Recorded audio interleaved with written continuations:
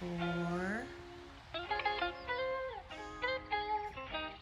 I love the room makeover. It's so like zen in here.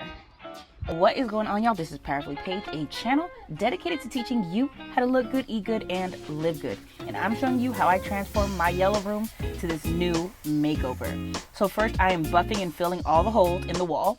Then I am protecting and lining the carpet with plastic, making sure no paint gets on it. And honestly, the prep work was the longest part of the whole process. So I recommend, if you have the patience for it, the prep work is really what's going to test your patience.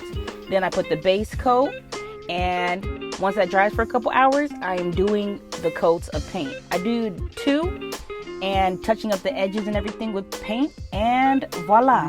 Room tour. So first, when you come in, plant the seeds to your garden. And this is kind of just a metaphorical thing I like. This is my like bookshelf, my purse rack, all that. And it just stays behind the door because people don't need to see that.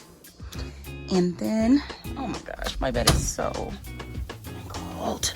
And then we have my dresser and vanity. My artwork from my surprise birthday party. My little area, I usually don't have technology by it, but I just set this here. Mirror right here.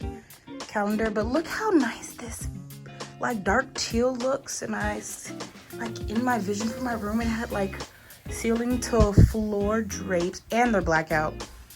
And then my TV, my little couch area, super cute.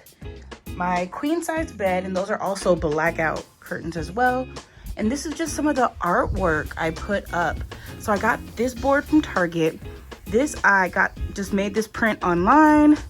I ordered this off of somebody's Etsy account. It was like $5.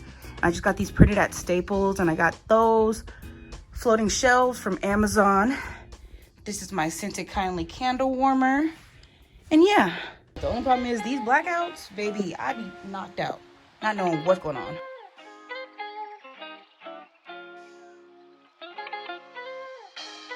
So I'm challenging you to set a budget and fancify your room. So make sure you subscribe and follow for more videos.